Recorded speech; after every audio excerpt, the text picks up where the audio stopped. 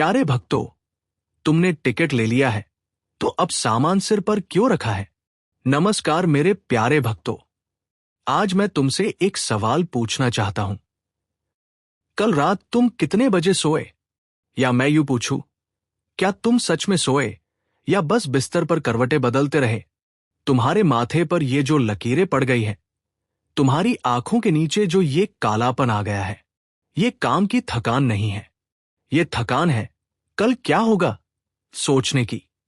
तुम अभी यहां बैठे हो, मेरी आवाज सुन रहे हो, लेकिन तुम्हारा दिमाग कहीं और भाग रहा है। अगर वह काम नहीं हुआ तो?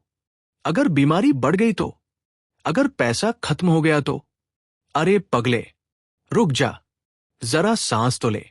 आज मैं तुम्हारा ये मानसिक बोझ उतारने आया हूं। आज हम उस गठरी को नीचे रखेंगे जिसे तुम बरसों से अपने सिर पर ढो रहे हो। प्यारे भक्तों, कड़वा सच सुनोगे जिसे तुम चिंता, वरी कहते हो। आध्यात्म की भाषा में उसे नास्तिकता, डिसबिलीफ कहते हैं। जी हां, चौंक गए? जब तुम बहुत ज्यादा चिंता करते हो तो तुम अनजाने में ईश्वर से कह रहे होते हो, हे प्रभु, मुझे तेरी योजना पर भरोसा नहीं है। मुझे लगता है कि तूने मेरा भविष्य ठीक से प्लान नहीं किया है, इसलिए मुझे खुद ही सब सोचना पड़ेगा। सोचो, जिसने तुम्हें पेट में 9 महीने तक सांस दी, जिसने तुम्हें उस वक्त खाना दिया जब तुम्हारे दांत भी नहीं थे, क्या वो अब तुम्हें भूल गया होगा? नहीं, वो नहीं भूला। तुम भूल गए हो कि तुम्हारा पिता कौन है। चिंता का मतलब है, तुम्हें लगता है कि ड्राइवर की सीट पर तुम बैठे हो, पर सच तो यह है कि तुम सिर्फ एक यात्री हो। गाड़ी, जिंदगी कोई और चला रहा है। अभी, इसी वक्त, अपने मन की गाड़ी की चाबी उस परमात्मा को सौंप दो। कमेंट में लिखो, प्रभु, आज से ड्राइविंग सीट आपकी। जैसे ही तुम ये लिखोगे, महसूस करना कि तुम्हारे कंधों का बोझ हल्का हो गया है। मैं तुम्हें एक बहुत पुरानी लेकिन गहरी बात याद दिलाता हूं। एक बार एक गांव का सीधा सादा आदमी पहली बार ट्रेन में बैठा। उसके पास एक भारी संदूक, बॉक्स था। ट्रेन चल पड़ी। वो आदमी अपनी सीट पर बैठा था, लेकिन उसने वो भारी संदूक अपने सिर पर रखा हुआ था। वो पसीने से लथपथ हो रहा था। उसकी गर्दन दुख रही थी। सामने बैठे एक संत ने पूछा, भाई, ये संदूक सिर पर क्यों रखा है? इसे नीचे फर्श पर क्यों नहीं रख देते? उस आदमी ने मासूमियत से कहा, महाराज, ट्रेन पर पहले ही बहुत बोझ है। मुझे लगा कि अगर मैं अपना संदूक नीचे रखूंगा तो ट्रेन पर और लोड बढ़ जाएगा, इसलिए मैंने इसे अपने सिर पर उठा रखा है ताकि ट्रेन को मदद मिले। संत हंस पड़े।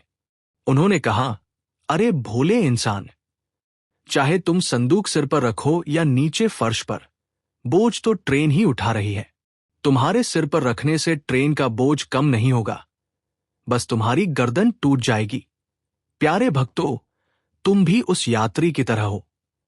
तुम्हारा जीवन उस ट्रेन, प्रारब्ध ईश्वर, पर चल रहा है।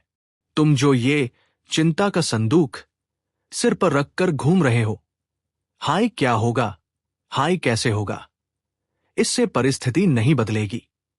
जो होना है वो ट्रेन ले ही जा रही है। बस फर्क इतना है, तुम सिर पर रखकर यात्रा का मजा खराब कर रहे हो। सीख, उस संदूक को नीचे रख दो। प्रभु के चरणों में जब तुम चिंता छोड़ देते हो तो ईश्वर को काम करने की जगह मिल जाती है। तुम उन चीजों को कंट्रोल करने की कोशिश कर रहे हो जो तुम्हारे हाथ में है ही नहीं। क्या तुम कल का मौसम बदल सकते हो? नहीं। क्या तुम दूसरे इंसान का दिमाग बदल सकते हो? नहीं। क्या तुम आने वाली मुसीबत को बैठकर सोचने से रोक सकते हो? नहीं। तो फिर अपनी ऊर्जा क्यों जला रहे हो? चिंता एक रॉकिंग चेयर की तरह है। ये तुम्हें हिलाती तो बहुत है, पर ले जाती कहीं नहीं। आज से समर्पण का नियम, लॉ ऑफ सरेंडर, अपनाओ। समर्पण का मतलब हार मान लेना नहीं है। समर्पण का मतलब है, प्रभु, मैंने अपना 100% कर्म कर दिया, अब परिणाम तेरे हाथ में है। चाहे जीत दे या हार, मुझे दोनों मंजूर है, क्योंकि तू मेरे लिए कभी बुरा नहीं करेगा। अब मैं तुम्हें 3 छोटे काम बताता हूं जो तुम्हें रोज करने हैं। 1, आज का डिब्बा, द बॉक्स ऑफ टुडे। सुबह उठते ही अपने आप से कहो, मैं सिर्फ आज के 24 घंटों को जीऊंगा। कल की चिंता कल का सूरज आने पर करेंगे। जीवन को छोटे छोटे टुकड़ों में जियो। पहाड़ को एक साथ नहीं उठाया जा सकता, पर पत्थर पत्थर करके उठाया जा सकता है। 2, ईश्वर का लेटर बॉक्स। अपने घर में एक छोटा सा डिब्बा या लिफाफा रखो। जब भी कोई चिंता तुम्हें बहुत सताए, उसे एक कागज पर लिखो। लिखो, बेटी की शादी की चिंता या नौकरी की चिंता, और उस कागज को मोड़कर उस डिब्बे में डाल दो और कहो, प्रभु, ये फाइल मैंने आपके दफ्तर में जमा कर दी। अब आप जानो, आपका काम जाने, यकीन मानो। जब तुम उसे लिखकर डिब्बे में डालोगे, तुम्हारा दिमाग उसे प्रोसेस करना बंद कर देगा। 3, शुक्रिया की ढाल। चिंता और कृतज्ञता, ग्रैटिट्यूड, एक साथ नहीं रह सकते। जब चिंता सताए, तो तुरंत गिनना शुरू करो कि तुम्हारे पास क्या क्या है। मेरे हाथ पैर सही हैं, मुझे आज खाना मिला, मेरे सिर पर छत है। जैसे ही तुम थैंक यू बोलना शुरू करते हो, चिंता पीछे के दरवाजे से भाग जाती है। क्या कोई ऐसी बात है जो तुम्हें अभी खाए जा रही है? उसे कमेंट्स में मत लिखो, वो निजी हो सकती है, लेकिन अभी मन ही मन एक कल्पना करो कि तुम उस चिंता की काली पोटली को हनुमान जी या अपने इष्ट के चरणों में रख रहे हो। अगर रख दी, तो कमेंट में लिखो, बोझ उतर गया। प्यारे भक्तों, डरो मत, तुम अनाथ नहीं हो। इस ब्रह्मांड का सबसे शक्तिशाली रक्षक तुम्हारा पिता है। उसने तुम्हें यहां तक पहुंचाया है, तो वह आगे भी ले जाएगा। जिसने चिड़िया को दाना दिया, चींटी को रास्ता दिखाया, वो तुम्हें भूखा नहीं मरने देगा, वो तुम्हें गिरने नहीं देगा। बस वह चाहता है कि तुम उस पर भरोसा करो। थोड़ा मुस्कुराओ, माथे की शिकन हटाओ, गहरी सांस लो और बोलो, सब ठीक होगा, सब मंगल होगा। इस वीडियो को उन लोगों के साथ शेयर करना जो हमेशा तनाव में रहते हैं, जिनके चेहरे की हंसी गायब हो गई है। उन्हें बताओ कि ट्रेन का बोझ सिर पर लेने की जरूरत नहीं है। और अंत में पूरे विश्वास के साथ अपनी जीत की घोषणा करते हुए कमेंट में लिखो, मुझे अपने प्रभु पर पूरा भरोसा है। जय श्री राम।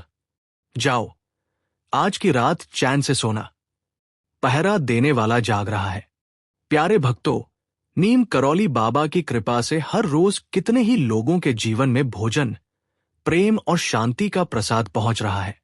बाबा का आशीर्वाद हमेशा यही रहा, भूखे को अन्न देना सबसे बड़ी सेवा है।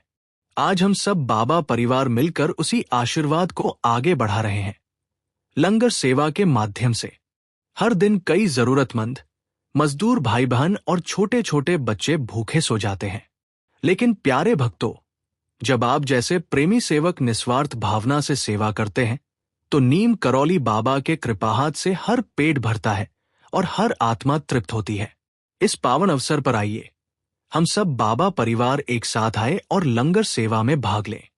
हर थाली जो परोसी जाएगी, उसमें बाबा का प्रेम होगा, उनकी कृपा होगी। सेवा करने का सरल तरीका, कृपया स्क्रीन पर दिख रहे QR कोड का स्क्रीनशॉट ले लीजिए। फिर किसी भी UPI ऐप को खोलिए। स्कैन विकल्प में जाकर स्क्रीनशॉट चुनिए। अपनी श्रद्धा अनुसार राशि भरकर लंगर सेवा पूरी कीजिए। हर अनुदान नीम करौली बाबा की चरण सेवा में समर्पित होता है। आपका योगदान किसी भूखे के लिए भोजन बनेगा और आपके परिवार के लिए बाबा की असीम कृपा का कारण बनेगा। प्यारे भक्तों, जब भी किसी थाली में अन्न भरता है, नीम करौली बाबा मुस्कुराते हैं। तो आइए, इस प्रेममय सेवा में आज ही भाग लें और कमेंट में लिखिए, जय नीम करौली बाबा, जय बजरंगी। प्यारे भक्तों, मैंने अभी कहा कि अपना बोझ उस ट्रेन, ईश्वर, पर रख दो। लेकिन मैं जानता हूं, तुम्हारा मन बहुत जिद्दी है। ये थोड़ी देर के लिए तो शांत हो जाता है, लेकिन फिर रात के अंधेरे में वही सवाल नागिन की तरह डसने लगते हैं। बाबा, कहना आसान है, पर अगर कल सच में कुछ बुरा हो गया तो? अगर मेरी प्रार्थना नहीं सुनी गई तो? अगर मैं हार गया तो? आज इस वीडियो के दूसरे भाग में हम तुम्हारे इस अगर, व्हाट इफ के राक्षस को मारेंगे, क्योंकि जब तक ये अगर जिंदा है तुम चैन की सांस नहीं ले पाओगे। प्यारे भक्तों, तुम बहुत जल्दबाजी में हो। यही तुम्हारी पीड़ा का कारण है। तुम्हें आज बीज बोना है और तुम चाहते हो कि आज शाम तक पेड़ बड़ा हो जाए और कल सुबह तुम फल खा लो। और जब ऐसा नहीं होता तो तुम घबरा जाते हो। हे प्रभु, तू मेरी सुन नहीं रहा। कबीर साहब ने एक बहुत सुंदर बात कही है, धीरे धीरे रे मना, धीरे सब कुछ होए। माली सींचे 100 घड़ा, ऋतु आए फल होए। तुम चाहे 100 घड़े पानी डालो, तुम चाहे दिन रात चिंता करके अपना सिर फोड़ लो, फल तभी आएगा जब ऋतु, सीजन आएगी। ईश्वर की घड़ी, गॉड्स टाइमिंग, तुम्हारे हाथ की घड़ी से अलग चलती है। तुम्हारी चिंता करना वैसा ही है जैसे रोज जमीन खोदकर देखना कि बीज उगा या नहीं, बीज उगा या नहीं। अरे पगले, बार बार खोदोगे तो बीज मर जाएगा। उसे मिट्टी के अंदर अंधेरे में शांति से रहने दो। तुम्हारा काम था कर्म का बीज बोना, अब उसे विश्वास का पानी दो और इंतजार करो। अपने आप से पूछो, मैं किस चीज के लिए भाग रहा हूं? एक गहरी सांस लो और कमेंट में एक वादा करो, प्रभु, मुझे आपके समय, टाइमिंग पर भरोसा है। जब तुम ये मानते हो कि उसका समय सही है तो इंतजार करना सजा नहीं लगता, तपस्या बन जाता है। तुम भविष्य के अंधेरे से डरते हो, है ना? 5 साल बाद क्या होगा? बुढ़ापे में क्या होगा? सुनो, जीवन एक लंबी सड़क है और भविष्य गहरा अंधेरा। लेकिन ईश्वर ने तुम्हें वर्तमान, प्रेजेंट की हेडलाइट दी है। जब तुम रात को गाड़ी चलाते हो तो क्या तुम्हें अपने घर तक का पूरा रास्ता एक साथ दिखता है? नहीं, तुम्हें सिर्फ अगले 200 मीटर तक की रोशनी दिखती है और तुम उस 200 मीटर के भरोसे पूरा सफर तय कर लेते हो। तो फिर जिंदगी में तुम 10 साल आगे का क्यों देखना चाहते हो? प्रभु तुम्हें सिर्फ आज की रोशनी दे रहे हैं। तुम्हें बस आज का अगला कदम उठाना है। आज का खाना बन गया, धन्यवाद। आज की दवाई मिल गई, धन्यवाद। आज का काम निपट गया, धन्यवाद। अगले 200 मीटर की रोशनी तुम्हें कल मिलेगी। आज ही कल की रोशनी मांगकर अपनी बैटरी खराब मत करो। तुम्हारी समस्याएं उस उलझे हुए धागे की तरह हैं जिसमें गांठ, नॉट पड़ गई है। और चिंता, वरी क्या है? चिंता उस धागे को जोर जोर से खींचना है। जब धागे में गांठ पड़ जाए और तुम उसे गुस्से में या घबराहट में खींचो तो क्या होता है? गांठ और टाइट हो जाती है, खुलती नहीं है। यही तुम अपनी समस्याओं के साथ कर रहे हो। हाय, ये ठीक क्यों नहीं हो रहा? और तुम जोर लगा रहे हो, रो रहे हो, चिल्ला रहे हो। इससे समस्या की गांठ और पक्की हो रही है। गांठ कब खुलती है? जब तुम अपने हाथ ढीले छोड़ते हो, जब तुम शांत होते हो, जब तुम उस धागे को प्यार से सहलाते हो। ढीला छोड़ना ही उपाय है। आज अपनी समस्या को ढीला छोड़ दो। कहो, प्रभु, ये मुझसे नहीं सुलझ रहा, मैं इसे और नहीं खींचूंगा। अब आपकी उंगलियां ही इसे खोल सकती हैं। और देख लेना, जिस काम के लिए तुम बरसों से रो रहे थे वो अचानक इतनी आसानी से हो जाएगा कि तुम हैरान रह जाओगे। प्यारे भक्तों, अगर चिंता फिर भी न जाए तो मैं तुम्हें एक ब्रह्मास्त्र देता हूं। अपने घर की दीवार पर, अपने मोबाइल के वॉलपेपर पर और अपने दिल पर ये एक लाइन लिख लो, ये भी गुजर जाएगा। दिस टू शैल पास। अगर आज बहुत दुख है तो घमंड मत करना दुख का, ये गुजर जाएगा। अगर आज बहुत सुख है तो उसमें चिपक मत जाना, वह भी गुजर जाएगा। समय नदी की तरह है, यह रुकता नहीं है। तुम्हारी अभी जो हालत है चाहे वो कर्ज की हो, बीमारी की हो या अपमान की हो, वो स्थायी, परमानेंट नहीं है। तुम एक फिल्म देख रहे हो, अभी इंटरवल हुआ है, क्लाइमैक्स अभी बाकी है। और याद रखना, ईश्वर की फिल्म का अंत हमेशा हैप्पी एंडिंग होता है। अभी उस समस्या का नाम लो जो तुम्हें डरा रही है और मुस्कुराते हुए कहो, तू मेहमान है, जाने के लिए आई है। कमेंट में लिखो, ये वक्त भी गुजर जाएगा। मेरे प्यारे बच्चों, तुम क्यों भूल जाते हो कि तुम किसकी शरण में हो? तुम उस संकट मोचन के भक्त हो जिसका नाम लेने मात्र से भूत पिशाच और बड़ी बड़ी आपदाएं भाग जाती है। क्या तुम्हारी समस्या हनुमान जी की गदा से बड़ी है? क्या तुम्हारी चिंता राम नाम की महिमा से बड़ी है? नहीं, तुमने अपने आप को छोटा समझ लिया है। उठो, अपनी आंखों के आंसू पोंछो। तुम कोई लावारिस नहीं हो। ब्रह्मांड का राजा तुम्हारा पिता है।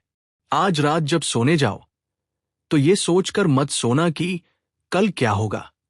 ये सोचकर सोना कि कल जो भी होगा, मेरा प्रभु मेरे साथ खड़ा होगा। जाओ, निडर होकर जियो। तुम्हारी रक्षा का भार अब मेरा है। बस तुम विश्वास का धागा मत तोड़ना। जय जय सीताराम, जय बजरंग बली, जय नीम करौली बाबा।